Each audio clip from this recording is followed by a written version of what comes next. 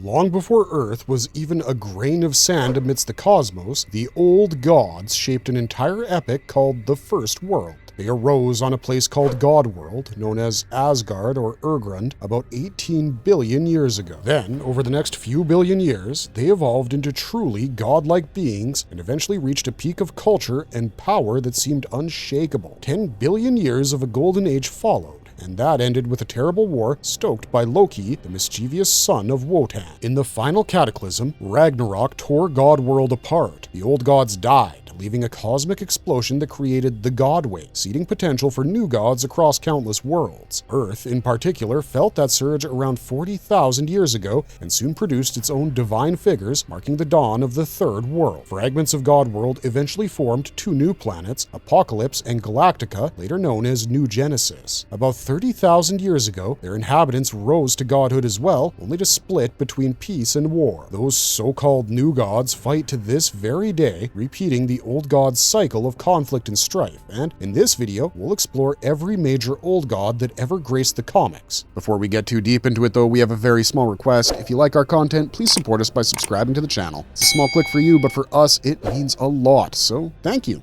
Let's begin, shall we? Urgrund. Urgrund existed at the very beginning of old god history and came into existence when the multiverse was still young and teeming with raw potential. He used that early cosmic energy to create breathtaking worlds and fill them with wonders beyond imagination. His reputation as the mightiest among the old gods grew, and many believed his creative power knew no limits. Yet his brilliance came with a terrible flaw, called madness. Whenever madness overtook him, he would do horrific things like murdering his own daughter in a sudden, uncontrollable rage. This shocking act unleashed a chain of events that shook the entire pantheon. The other old gods realized Urgrund had slipped beyond reason. Though they waged a fierce war against him, they found no way to kill him outright. Killing him would have spared them future turmoil, but nothing could fully destroy his divine essence. Instead, they divided his godly being into 7 separate aspects and scattered them across the multiverse. Each aspect became the heart of its own world and was hidden behind elaborate puzzles and traps meant to deter anyone who sought to steal divine power without merit. One of these 7 aspects was known as the Fire of Urgrund. It wound up at the center of a planet called the Necropolis, a constantly shifting city that Mongol would later turn into the core of Warworld. On Warworld, traces of Urgrund's crystallized blood became known as Genesis, a powerful but unstable source of energy. Rumors say that if someone unites all 7 scattered aspects, 2 outcomes are possible. If the person who assembles them is truly worthy, that individual will blossom into the greatest hero destiny can offer. But if someone cruel and unworthy pulls it off, Urgrund himself will reawaken in his old wrathful form and threaten all of existence. Superman eventually discovered the path to the hidden fire of Urgrund in the Necropolis. Rather than exploit it for his own gain, he chose an act of compassion. He used it to bring a young boy named Ra back to life after Mongol had taken the boy's life in a show of power. This resurrection imbued Ra with a fraction of Urgrund's essence, marking him as the heir of Urgrund. Arzaz lived through a cataclysm that wiped out much of the First World, home to the old gods. He came from an age when the primal gods of order and chaos battled for supremacy, and his alignment stood firmly with order. Benevolence guided his every move, and he sought stability in a chaotic cosmic landscape. While nearly all his peers perished in the destruction of that era, Arzaz clung to life through sheer resolve and a fortunate alignment with cosmic forces. His long journey eventually led him to the remote planet Naphtali. There, he lived as a monk in total solitude. He kept his true identity a secret, preferring an unassuming existence that allowed him to observe the universe's workings without interference. Yet, when the Genesis crisis erupted, Arzaz felt a tug on his sense of duty. Darkseid and an older, malevolent old god known only as the Nameless One posed a monumental threat. Their approach risked a new wave of destruction, and Arzaz refused to stand idly by. He cast off his humble monk disguise, embracing his godhood once more, and fought alongside Taklon and Earth's heroes. During the final showdown with the Nameless One, Arzaz channeled ancient magic and immortality, pushing his powers to their limits. Unfortunately, this effort proved too much even for his divine might. He was trapped within the Source Wall, a cosmic boundary that holds many powerful beings in eternal stasis. The final clash left Arzaz suspended there, neither dead nor alive. Eve. Eve's background remains shrouded in mystery, but her influence over reality is undeniable. She's an old god of tremendous strength, able to twist and manipulate the very fabric of existence. Traces of her power once ended up sealed in the Source Wall, presumably for the safety of all worlds. That prison couldn't hold her for long, though. When a being called Aftermath ventured into the Source Wall, it inadvertently disrupted Eve's containment, granting her a chance to slip free. In her newfound freedom, she crossed paths with Manchester Black, who had taken over the body and mind of his own sister, Vera Lynn Black. The partnership between Eve and Manchester Black triggered mass destruction when the two arrived in London. Their combined might tore through the Justice League like paper, leaving the city on the brink of annihilation. Yet, the seeds of Eve's downfall lay in a simple but powerful human bond. Vera wrested back control of her mind, an act that shattered Eve's influence. The ancient old god self-destructed in that moment.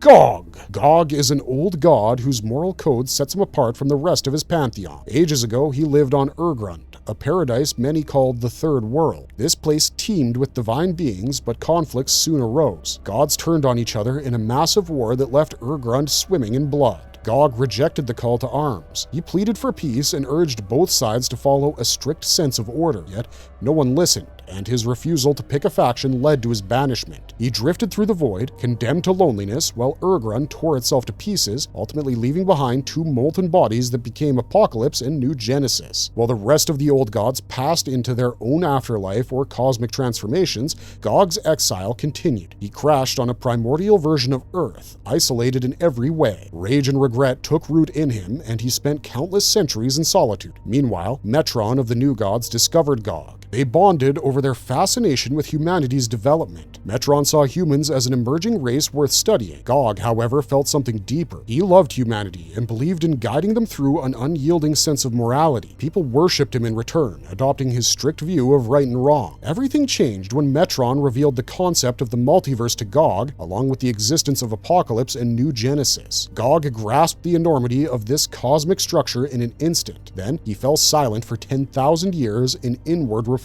When he emerged from this long trance, he fixated on a young traveler named David Sekela, who had the ability to jump between dimensions. Gog coveted the power of the Mobius chair, Metron's prized artifact, which could map and traverse all of reality. Metron refused to lend the chair to Gog, but that denial didn't stop him. Gog took it by force, forming a plan to merge David's reality-hopping talent with the chair's cosmic insight. In Gog's mind, an epic war loomed. His intention was to breach the barriers of the multiverse, gather an army, and lay siege to Apocalypse, perhaps to punish the realm that had once risen from Urgrund's ruins. His divine might included flight, incredible strength, and size manipulation, all sustained by his immortality. Drawing on raw cosmic energy, he could grant portions of his power to others, creating an army of supercharged followers. The question remained whether Gog's fierce adherence to order would bring salvation or merely spark another apocalyptic conflict. Mageddon! Mageddon is not really an old god, but a cosmic weapon created for an ultimate war used by the old gods, and in that capacity, we thought he was worth mentioning on this list. It dates back to the day the old gods fought their version of Ragnarok, the cataclysm that led to the birth of New Genesis and Apocalypse. This living doomsday machine has a single goal: to push civilizations into violent chaos until they annihilate each other. The gods discovered it was impossible to destroy Mageddon. They managed only to imprison it in a deep gravitational sinkhole at the far edges of the universe's space-time continuum. This far-flung cosmic cell was meant to last forever. To further ensure the weapon stayed sealed away, they built Wonderworld, a gigantic planet of equally colossal guardians who prepared tirelessly for the day Mageddon might break free. Led by a being called Adam 1, these sentinels stored trophies and knowledge from across the cosmos, bracing for a possible confrontation. The story also reached Earth in a more subtle form. A controller, an offshoot of the Guardians of the Universe, recognized Mageddon's threat long ago. This being selected a prehistoric human, granting him vast intelligence and immortality so that he could stand watch for any sign of Mageddon's approach. That immortal fellow, who eventually took the name No Man, developed a radical plan to give all humans superpowers in order to face Mageddon on equal footing. He tested this by using Dr. Destiny to strip Earth's established heroes and villains of their abilities, handing these powers over to ordinary people. His experiment ended in chaos, though it did motivate the formation of a new Justice League. Meanwhile, other traces of Mageddon's legend appeared in Mesoamerican myth, where it was called Tezcatlipoca, a shadow god banished by Quetzalcoatl. When Mageddon finally escaped its confines, minds, its corrupting influence spread across the universe like wildfire. It attacked Wonderworld first, reducing it to ruin. Only one hero, named Glimmer, survived by phasing through time. As Mageddon crept closer to Earth, tensions rose.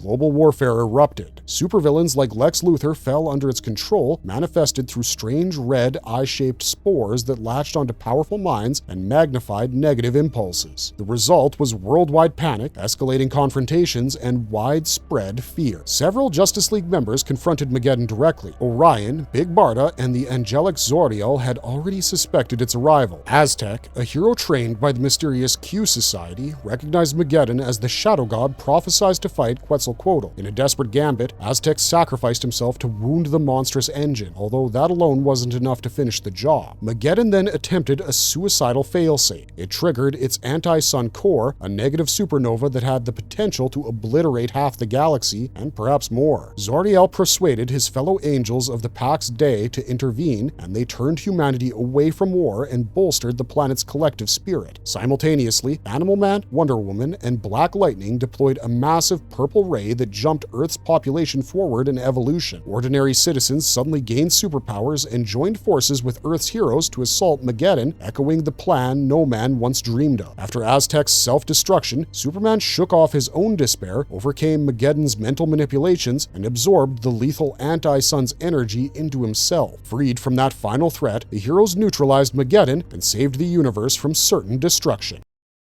The Nameless One. The Nameless One's real name is lost to time, but his destructive actions speak volumes. He originally represented the first spark of chaos in that ancient pantheon. Through cunning, cruelty, and sheer perseverance, he survived the massive cataclysm that destroyed most of his fellow deities. After the first world fell, the Nameless One found his way to Earth, where he quietly slipped into obscurity. At some point, he crossed paths with Darkseid, ruler of Apocalypse, and arguably the most dangerous new god of the Fourth World. Their alliance seemed natural. Darkseid's appetite for power and control blended well with the Nameless One's chaotic ambitions. During the cosmic crisis known as the Genesis event, the Nameless One fought with lethal intent. Opposing him was his ancient counterpart, Arzaz, an old god aligned with order. Their confrontation raged until Arzaz successfully imprisoned the Nameless One within the Source Wall, that final barrier at the edge of cosmic existence. Sirius. Sirius lived through the end of the First World, surviving a destructive event that nearly wiped out the entire Old God pantheon. For reasons unknown, he ended up in the subterranean depths of Apocalypse, wandering a network of tunnels called the Black Ways. Some described him as a captive of that world's darkness, while others believed he chose to remain there. Either way, Sirius destroyed any intruders who ventured too far into his domain, earning a reputation as a fearsome guardian. One day, while wandering his tunnels, he encountered a young Mr. Miracle, also known as Scott-Free. For some mysterious reason, Sirius chose not to strike him down. He sensed a spark of hope or goodness in the boy and decided to spare him. Later, Sirius stood up for Orion, an action that would cost him his life. Sa-Iva. Sa-Iva existed after the death of the old gods and before the rise of the new ones, an era filled with strange beings called shadow elementals. Each possessed the power to twist reality at its core. Sa-Iva, known as the Dancer of Destruction, was the last of this ancient lineage. His dance had the potential to unravel the very fabric of the cosmos, a catastrophic performance no one wanted to witness. Oh, and he's pretty much based on the Hindu god Shiva, whose dance called Tandav nearly destroyed the universe. When the Fourth World's new gods established themselves, they discovered Sa-Iva sleeping beneath the eternal sea on New Genesis. He slumbered there for eons, almost fading into myth, but when Darkseid corrupted the source, Sa-Iva stirred. Driven by his destructive nature, he made his way to the midpoint between Apocalypse and New Genesis, ready to perform the universe-ending dance. Highfather, desperate to stop this catastrophe, reached out to Superman and Orion for help. Darkseid's tampering with the source left many gods powerless or unconcerned, so these two heroes became Sa-Iva's main obstacle. Sa-Iva proved immune to Orion's Astroforce and Darkseid's Omega effect, forcing Superman to rely on clever strategy rather than raw power. Ultimately, Orion and Superman hurled Sa-Iva into a tear in space that led into the Source Wall itself. The ancient elemental became one with that cosmic boundary, presumably locked away for the rest of time.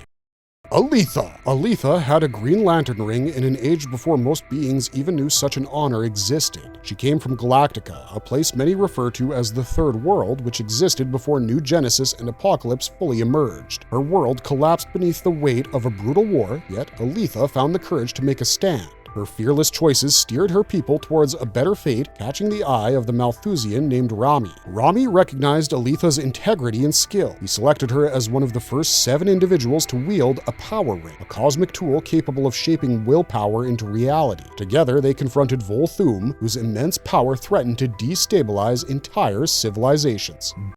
Bila Vok. Bila Vok, sometimes called Bila Esh or simply Bila, served as an old god from Urgrund. She took on the solemn duty of guarding the necropolis on Warworld, an ever-shifting labyrinth containing the fire of Urgrund. After the other old gods split Urgrund's essence into 7 aspects, Bila helped seal one of these fragments at the heart of that treacherous city. His mission was to ensure only a worthy champion would claim the godly spark. Although his true origin was an epic story, Bila went unnoticed for centuries by posing as a Phalosian slave in Warworld's brutal arena society. He earned a reputation for telling strange myths around campfires, enthralling children who dreamed of a savior they called the House of El. Some captives believed Bila was more than just a random slave because he seemed to know intimate details of Warworld's hidden architecture and complicated past. His secret came to light when Superman and the Authority arrived to overthrow Mongol. Bila joined the Midnighters' rebellion, but soon faced the moment he had waited for. Superman ventured into the necropolis to find the fire of Urgrund. Bila confronted him in his true form, transforming into a massive worm-like creature and demanding Superman prove his worth.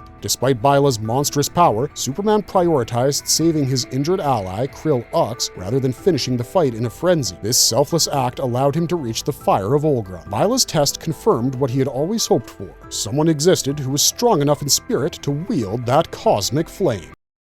Calcula. Calcula allegedly existed before creation itself and is connected to an extra-dimensional realm called GodWorld. Over time, he became entwined with Earth's early mystical history and rose to become the Sorcerer King who liberated Atlantis from previous tyrants. He led his people into an age of peace and displayed profound mastery over arcane forces. At the height of his power, he encountered a figure named Dark Magistra. They fell in love, their union symbolizing a delicate balance between light and shadow. Their twin sons, Arihan, later called Arian, and Garn Danath, both inherited their parents' powers. Yet, Dark Magistra's turn towards malevolent magic drove a wedge between them. When she embraced the corrupt influence of Darkworld, she clashed with Calcula as a rival mage, determined to reshape Atlantis under her rule. Calcula guided Arian toward the path of the Lords of Order, an alignment meant to counter Magistra's dark ambitions. He also crafted the Zodiac crystals with her help, tapping Earth's ancient magical energies. These crystals became key to controlling or disrupting magical forces. During a fateful confrontation, Magistra wrested control of the crystals, and Arion sacrificed his life to keep her from seizing total power. Though Arion's physical form perished, Calcula bound his son's spirit to a star, then slipped deeper into Darkworld, sacrificing his own freedom to ensure Atlantis had a fighting chance. Time moved on, and Calcula eventually returned, orchestrating Arion's resurrection from that star's energy. Once reunited, father and son resumed their battle to protect Atlantis from looming threats. Calcula taught Arion humility by temporarily disrupting his powers, driving him to discover new depths of resolve. Although the Lords of Chaos and others worked against him, Calcula saved Arion from complete destruction on multiple occasions. The effort would cost him dearly, though, especially when cosmic forces like the Sun Sphere inflicted grave wounds upon him.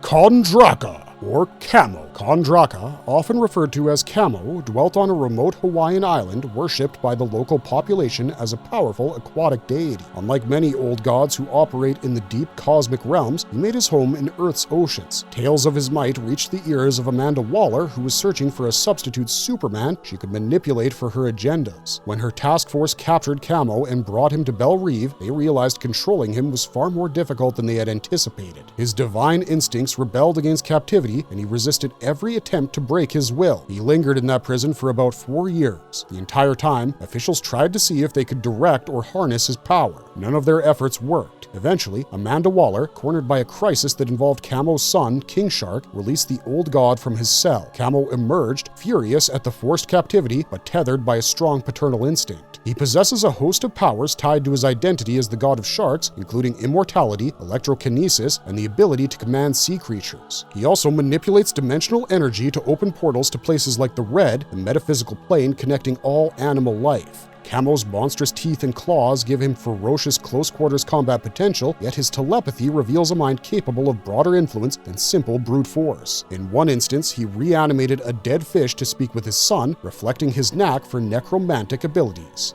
Magistra. Dark Magistra was once a goddess of darkness and a dedicated force of strife within Atlantis. She was Calcula's partner in love and magic, a union that initially created balance in their realm. The two gave birth to twin sons, Arion and Garn Danuth. Over time, Magistra shifted her allegiances, falling under the influence of entities from Darkworld and embracing the black arts. Her drift into darkness made her an adversary to Calcula, pitting them against each other in a tug-of-war over Atlantis' destiny. Magistra vied for the Zodiac crystals, artifacts she had helped create, yet now desired to use for more sinister ends. She wanted to usher in a new era where her brand of magic reigned supreme. Arion, prophesied as the savior of Atlantis, fought to prevent her triumph. He sacrificed himself, merging his life force with a star in a desperate bid to thwart her. Magistra's defeat banished her to Darkworld. Though seemingly dead or imprisoned, she managed to project her will from her bizarre confinement. She later manipulated events through illusions and secret pacts, hoping to free herself fully. Garn, her favored son, nearly succeeded in realizing her vision, but Arion intervened again. In a final conflict, Magistra captured Arion's power gemstone and used it to tap Darkworld's energies. She grew in size and ferocity, defeating some of Arion's allies with ease. Yet Arion rallied once more, regaining his powers and turning Magistra's own energies against her. She met her end in a devastating confrontation, though her last act unleashed a wave of malevolent power across the earth.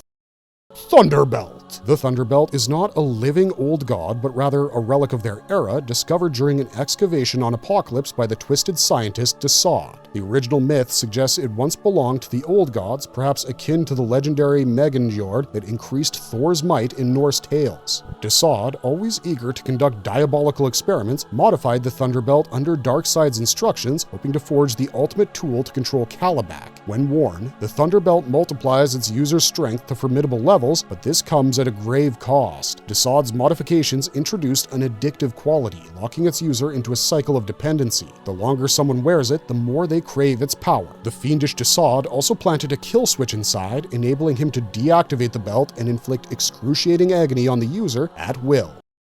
Zanus, Yuga Khan. Zanus, later known as Yuga Khan, is the very first god of evil among the old gods. He once wielded the formidable Torment Sanction and even the Anti-Life, harnessing energies that could break the spirit of entire civilizations. Legends paint him as the most powerful of his peers, capable of subduing other old gods and rendering the fledgling new gods, including his own offspring, helpless before him. His sons, Uxus and Isaiah, rose as the main powers of the Fourth World, Darkseid and Highfather respectively. Zonas despised the notion that his children would inherit creation. He resurrected the old gods who had fallen at Uxus' hands, intending to form a grand force to vanquish the new gods. During the final showdown, he nearly destroyed Isaiah. Uxus, thirsting for ultimate supremacy, betrayed Zonas, delivering a fatal blow that ended his father's life. This condemned Zonas' soul to the source, where it remained buried in raging fury. When Darkseid later perished at the anti-god's hands, cracks in the cosmic order loosened Zonas' spiritual bonds. The old wizard Shazam, desperate to replace the shattered link to his powers, inadvertently released Yuga Khan from his prison. Seizing the opportunity, Zonas tried to channel the power of four deities through the staff of living lightning, hoping to lay waste to all existence, and he would have succeeded had Shazam not reclaimed his role as the true god of gods. In their final clash, Zonas lost again and found himself subjected to a new form of bondage. This time, he became little more than a power source, helplessly siphoned to fuel Shazam's champion. Now, that's most of the old gods that we felt were worth mentioning, but there are a few other minor deities, including Dregs, Geridath, Ligeia, Lokee, Wotan, Amaxazu, Arbor Strutta, Niktar, Parzurum, and the Revenant Queen. So that was the list of every known old god, or at least the ones who played a significant role in the comics. If you think we missed someone, please let us know in the comments down below.